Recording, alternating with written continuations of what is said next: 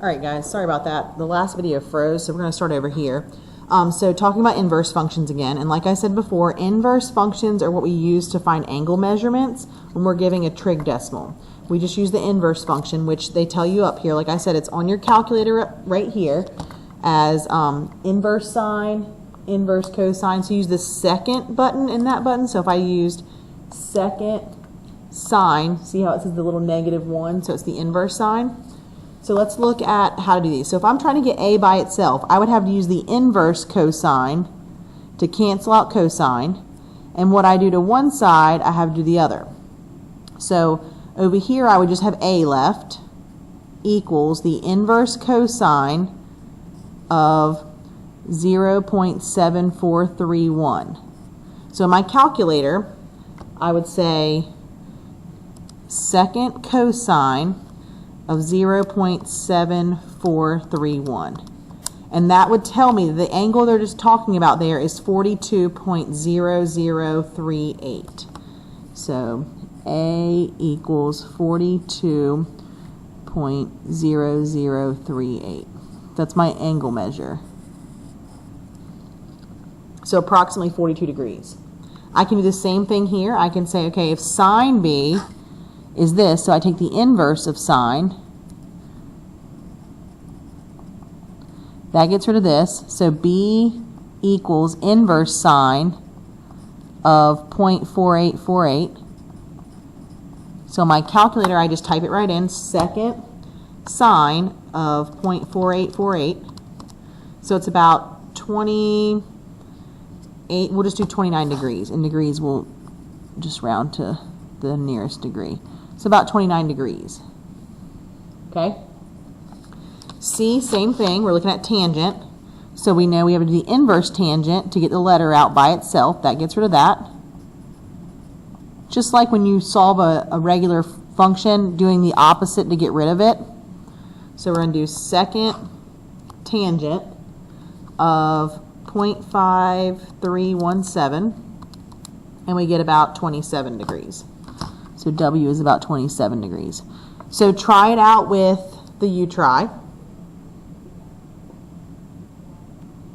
Alright, so you should have gone ahead and done the U-tries, and when you do it, you get angle G equals 25 degrees, angle Q equals 34.8 degrees, or you could have said 35 degrees, and angle R equals 43.9, or you could have said 44 degrees. Okay? So you should pretty well have those down. Alright, so let's look down here. This one, you're looking for the measure of the angle, but you have the adjacent and the hypotenuse, right? So let's at the top of our paper write SOHCAHTOA, so we can remember what we're looking at. So this is adjacent and hypotenuse. Adjacent and hypotenuse, which tells us we're using cosine. So we're going to say cosine of our angle that we don't know equals adjacent over hypotenuse, right? So just like up here, we're looking for the angle. So we have to do the inverse cosine to get rid of it. What we do to one side, we have to do the other. So we're going to have theta equals, take out your calculator, do second cosine of 9/18. And you get 60. So theta is 60 degrees. So that's what you were looking for. Okay? So let's try another one. Look at this one over here. Okay? So we have our angle here is y. From there, we have, and they've labeled opposite, adjacent, hypotenuse. We have our opposite and hypotenuse. If you look back up here, opposite and hypotenuse deal with sine. So we're going to say sine of y, that's our angle, equals opposite, which is 2, over the hypotenuse, which is 15. So sine of y equals 2 over 15. We're trying to get the y by itself, so we have to get rid of the sine. So we do inverse sine.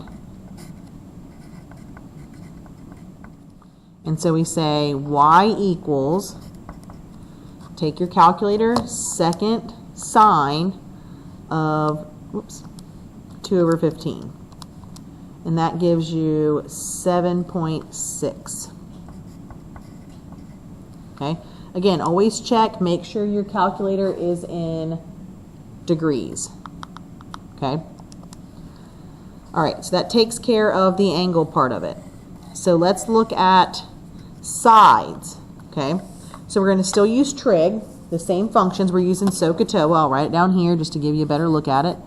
SOHCAHTOA, you're going to want to remember this forever, okay? SOHCAHTOA. All right, so let's look at this one. Here's our angle. We're looking for the opposite, we have the hypotenuse. Looking for the opposite, we have the hypotenuse. So we're looking at sine. So we're going to say sine of 30 equals opposite over hypotenuse. So sine of 30 equals opposite over hypotenuse, so x over 15. So now we got to solve for x. X is being divided by 15, so we multiply by 15. So we'd say 15 sine of 30 equals x. So in your calculator, 15 sine of 30. We're not using the inverse anymore because we're not finding an angle. We already have our angle. That gives us 7.5. So x equals 7.5. That's all you do. X is 7.5. Now let's look at the next one. All right, here's our angle. We have the opposite and the adjacent. Opposite and adjacent. So we're using tangent. So we're going to say tangent of the angle equals opposite over adjacent. Okay? We're looking for A. So we got to get rid of the 11, so it's being divided, so we multiply by 11. Do the same thing to both sides. So we have 11 tangent of 43 equals A. So type that right in your calculator. 11 tangent of 43, and A is 10.26.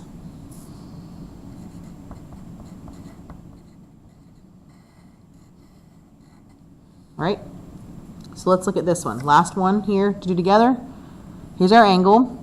From this angle, we have the adjacent and the hypotenuse.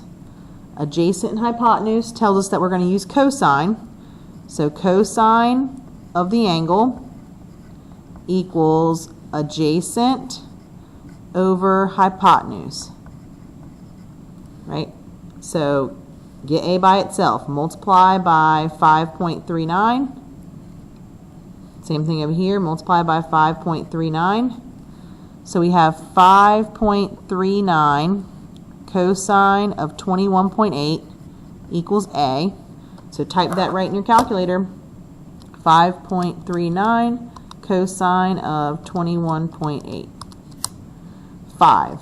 So A equals 5. Okay? So you try it out. Go ahead and do the you try. I'm going to pause for a minute and let you have a chance, and I'll come back. Alright, so let's look at these you tries. Make sure you got them right. Hopefully you're trying them. Alright, so this one right here, from this angle we have adjacent hypotenuse. Adjacent and hypotenuse tells us we're using cosine. So cosine 25 equals x over 83. Multiply by 83 and you should get 75.2. Letter B is a little trickier because once you set it up, you know you're using sine. So sine of 45 equals 35 over x is what you get. Well, you have your x in the denominator, so set it up like your proportion. So this is technically over 1. Cross multiply, x sine of 45 equals 35. To get x by itself, you have to divide by sine 45, and you should get 49.5. C works the same way. You have opposite and adjacent. You're going to use tangent. So you're going to say tangent of 55 equals 29 over x. Again, set up your proportion, cross multiply. X tangent of 25 equals 29. Divide by tan 55 to get x by itself, and you should get 20.3. All right, so now that you've finished, go ahead and ask for your assignment for the day.